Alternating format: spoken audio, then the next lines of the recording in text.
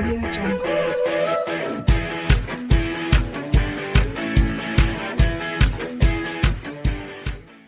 तो now students, अब देखिए एक्सरसाइज 5.2, ये आपकी है एक्सरसाइज 5.2, ठीक है, चैप्टर 5। इसका ये क्वेश्चन है student 13, how many 3 digit numbers are divisible by 7।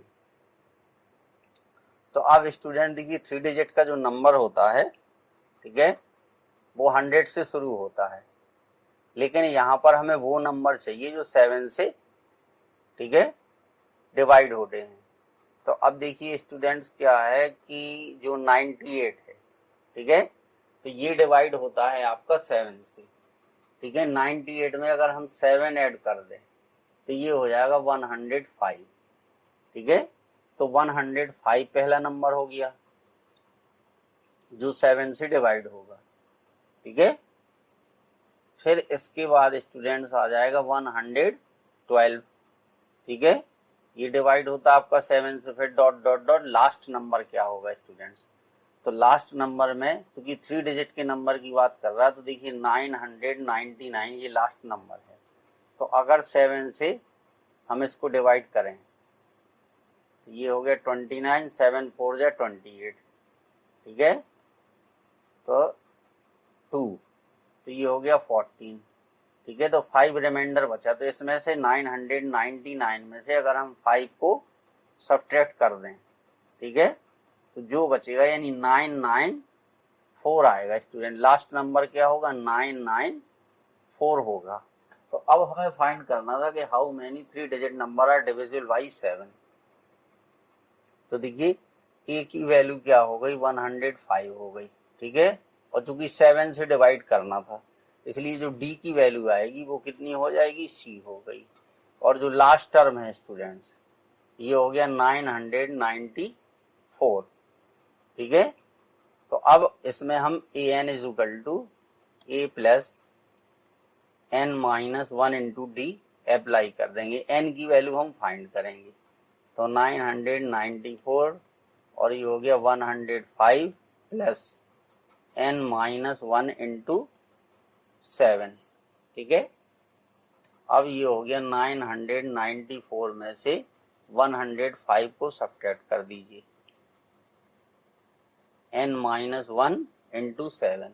अब जब इसको स्टूडेंट सब्ट्रैक्ट करेंगे 105 को, तो देखिए 14 में से 5 जाएगा 9 आएगा। अब यहाँ पे बचा 8, तो ये हो गया 8, ठीक है, और यहाँ पे 9 का 8 बचेगा। अब ऐड करके देख लीजिए, 9 5 14 की 4, 8 और 1 9, ठीक है, और ये भी 9 आ जाएगा। तो ये upon 7 is equal to n minus 1। तो 7 से डिवाइड कर दीजिए स्टूडेंट की, तो 7 एकम 7, 7 दूनी 14 और 7 7 49। तो n इज इक्वल टू कितना आ गया, 127 प्लस 1, यानी कितने स्टूडेंट्स, जो नंबर ऑफ टर्म्स होंगे वो 128 हो जाएंगे। यही इसमें फाइंड करना था, ठीक है। और ये हमारा रफ वर्क था, तो इसको हम देखिए इरेज किए दे रहे हैं, ठीक है। तो ये होगा students, how many 3 digit number are divisible by 7। कितने नंबर है, 128। अब देखिए क्वेश्चन नंबर 14 जो हम करेंगे, how many multiples of 4 lies between 10 and 250। अब 10 और 250 के बीच में बिटवीन है स्टूडेंट, तो 10 भी इन्वॉल्व नहीं होगा, 250 नहीं होगा। तो 4 का मल्टीपल जो 10 के बाद होता है वो होता है स्टूडेंट्स 12, ठीक है, फिर आएगा 16, फिर लास्ट में हमें देखना है, ठीक है। तो लास्ट में क्या होगा, देखिए 250 में से अगर इसको 4 को डिवाइड करें, ठीक है, तो ये हो गया 24, यहाँ पे आ गया 1, तो अब सब्ट्रैक्ट करेंगे तो 2 हो गया, ठीक है, तो 2 रिमाइंडर आ गया, तो वो आ जाएगा 248, लास्ट नंबर ये हो गया। तो अब हाउ मेनी मल्टीपल्स, ऐसे इसको स्टूडेंट सेम करना है। ए की वैल्यू हो जाएगी 12 और डी की वैल्यू हो गई 4, क्योंकि 4 का मल्टीपल है तो 4 4 अधिक होगा, और जो लास्ट टर्म है वो हो गया 248। तो अब सेम फॉर्मूला लगा देंगे जो इसमें हमने अप्लाई किया था, तो ये आ जाएगा 248 equal to a plus n minus 1 और d की वैल्यू थी 4, तो ये हो गया 248 minus 12 equal to n minus 1 into 4। अब इसको सब्ट्रैक्ट कर दीजिए, तो 236 upon 4 equal to n minus 1, तो ये हो जाएगा 4 पंचे 20, ठीक है, तो ये 59 आ गया। n minus 1 is equal to 59, तो n is equal to 59 plus 1, तो कितना हो गया स्टूडेंट 60। इसकी वैल्यू जो है वो 60 आ गई। इसमें कितने टर्म्स होंगे, 60 टर्म हो जाएंगे स्टूडेंट। तो इसका आंसर जो है ये 60 आ गया था और यहाँ पर आंसर आया था 128। अब स्टूडेंट देखिए 15 क्वेश्चन में क्या कह रहा, for what value of n are the nth term of 2 APs. अब स्टूडेंट देखिए 2 एपीज दी गई है, एक ये एपी है एक ये एपी है, इनका जो nth टर्म है वो इक्वल है। वो कह रहा है कि n की किस वैल्यू के लिए इन दोनों सीरीज का जो nth टर्म है वो इक्वल होगा, ठीक है। अब देखिए ये भी आसान है, पहले दोनों सीरीज हम लिख देते हैं, 33, 65 और 67 डॉट डॉट डॉट, और दूसरी जो सीरीज है स्टूडेंट्स, ठीक है, वो कितनी है देखिए 3 और 10, 17 डॉट डॉट डॉट। अब इसका जो nth टर्म है an निकालेंगे, ठीक है, तो a की वैल्यू होगा स्टूडेंट 63 प्लस n माइनस 1 और d की वैल्यू आ जाएगी 2, ठीक है। 65 में से 63 को सब्ट्रैक्ट करेंगे तो इसकी वैल्यू 2 आ जाएगी। तो अब यहाँ पे an की जो वैल्यू आएगी वो हम लिख देंगे, देखिए कितनी आ गई 2n माइनस 2, तो ये आ गया स्टूडेंट, इसका जो an आ गया वो आ गया 61, कितना हो जाएगा, ठीक है, ये हो जाएगा 63 में से 2 चले जाएंगे, 61 प्लस 2n। अब इसका nth टर्म निकाल देंगे, तो देखिए a की वैल्यू 3 है, n माइनस 1 इंटू d, तो d कितना 7, क्योंकि 10 माइनस 3 करोगे 7 आएगा।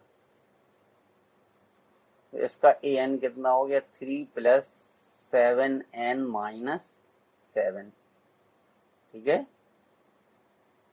ये आ जाएगा 7n माइनस 7, ये कितना हो गया 7n माइनस 4। अब दोनों को इक्वल कर दीजिए, देखिए अकॉर्डिंग टू क्वेश्चन, तो 61 plus 2n equal to 7n minus 4, तो देखिए ये 61 प्लस 4 हो गया और ये 7n माइनस 2n, तो ये आ गया 65 is equal to 5n, n is equal to 65 upon 5, कितना आ गया 13, ठीक है। तो for what value of n are the nth term of the, ठीक है, तो ये 13 आ गया स्टूडेंट। तो कौन सा टर्म, फॉर व्हाट वैल्यू, अगर n की वैल्यू हम 13 लेते हैं, ठीक है, तो दोनों जो एपी सीरीज है, ठीक है, इनका nth टर्म जो है वो इक्वल होगा। अब इसके बाद स्टूडेंट देखिए question number 16, determine the AP. वो एपी हमें फाइंड करनी है जिसका थर्ड टर्म जो है कितना है 16 है, और जो 7th टर्म है, थर्ड टर्म है 16 and the 7th term exceed the 5th term, यानी जो 7th टर्म है वो 5th टर्म से एक्सीड्स का मतलब होता अधिक है, कितना अधिक है 12 अधिक है। तो एक इक्वेशन यहाँ से बनाएंगे, तो देखिए a3 का मतलब है a plus 2d equal to 16, ठीक है, एक इक्वेशन ये बन गई। अब a7 को ये लिख सकते a प्लस 6d और a5 को a प्लस 4d प्लस 12। अब a से जो है इस साइड ले जाएंगे कैंसिल हो जाएगा, 6d में से 4d चला गया, तो ये आ गया student 2d is equal to 12। ठीक है, तो d इज इक्वल टू कितना आ गया, 6 आ गया। ठीक है, अब d की वैल्यू 6 आ गई, तो d की वैल्यू इक्वेशन फर्स्ट में रख दीजिए। Put d is equal to 6 in equation first. ठीक है, तो ये हो जाएगा a plus 12 equal to 16। a की वैल्यू कितनी आ गई, a की वैल्यू आ गई स्टूडेंट्स 4। अब इसमें हमें AP फाइंड करनी थी। ठीक है, तो देखिए a की वैल्यू 4 है और d की वैल्यू 6 है, तो जो हमारी AP बनेगी वो कितनी आ जाएगी। देखिए फर्स्ट टर्म हो गया 4, ठीक है, और ये हो गया 6 प्लस 4 10, फिर इसमें 6 ऐड कर दीजिए 16, फिर इसी तरीके से ये हमारी सीरीज जो है वो स्टूडेंट्स बनती जाएगी। ठीक है, 4 10 16, ठीक है, और इसी तरीके से आ जाएगी। तो यही स्टूडेंट्स इस क्वेश्चन का क्या हो गया, आंसर हो गया, यही हमें फाइंड करना था। थैंक यू स्टूडेंट्स, प्लीज आप लोग